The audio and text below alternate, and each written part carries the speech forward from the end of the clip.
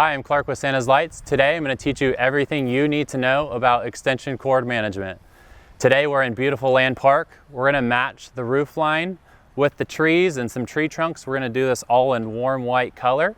And the materials we're going to use are premium LED commercial grade lights that are custom fit and custom cut to the roof line. Stick around to the end of this video. I'm going to show you my favorite safety tips to stay safe on ladders. This will ensure that we're going to keep husbands safe and make wives happy.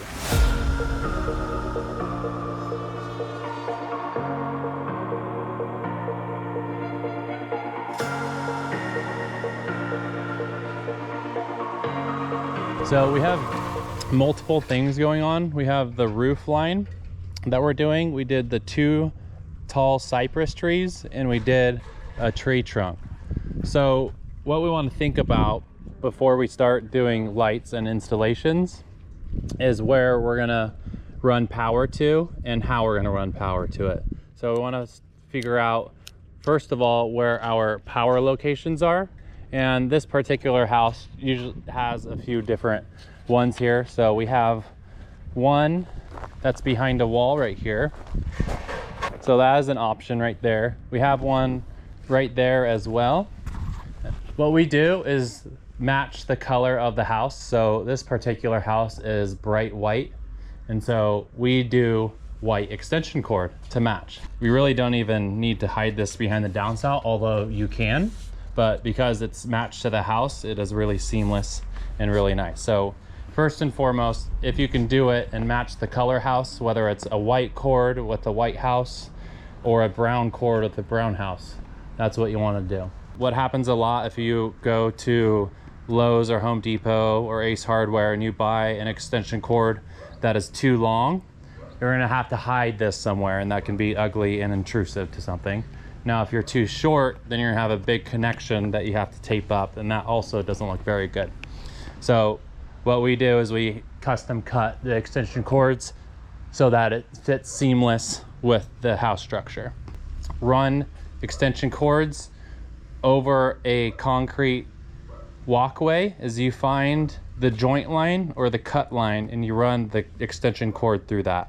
So instead of putting tape, we do a little bit of hot glue on the corner. So we put a little hot glue and then we put the extension cord onto it. One in the corner, you can put a little bit in the middle and then a little bit on the side and push that in.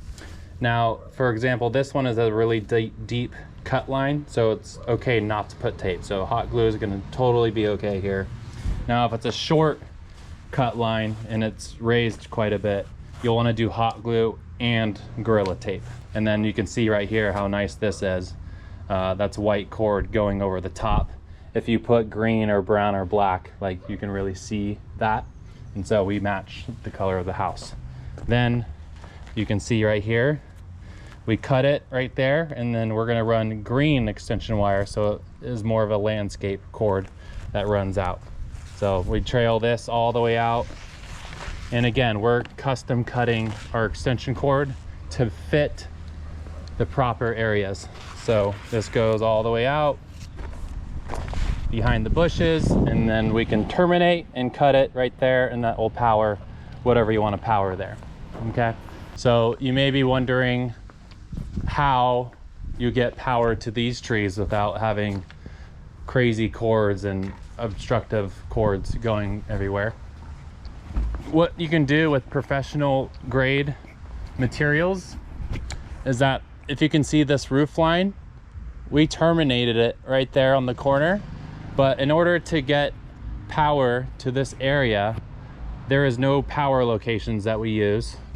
So what you can do is you put a inlet female onto the socket lights of the wire, and you can run it down the side of a downspout area.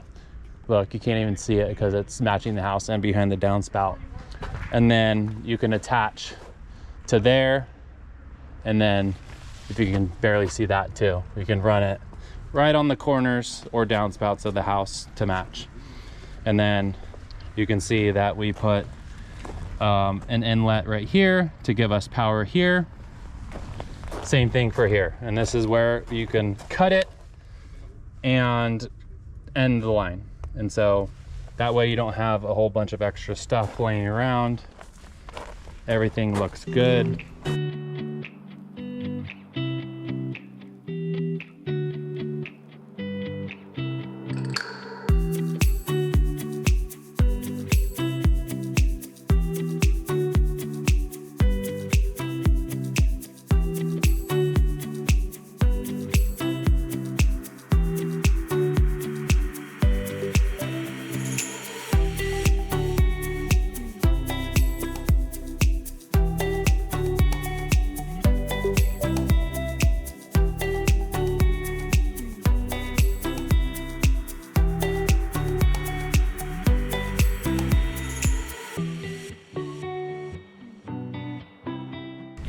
So ladder safety number one, we're gonna teach you how to make sure that you're gonna extend the rungs above the roof line here. You wanna be 3 rungs above the roof line. So watch this.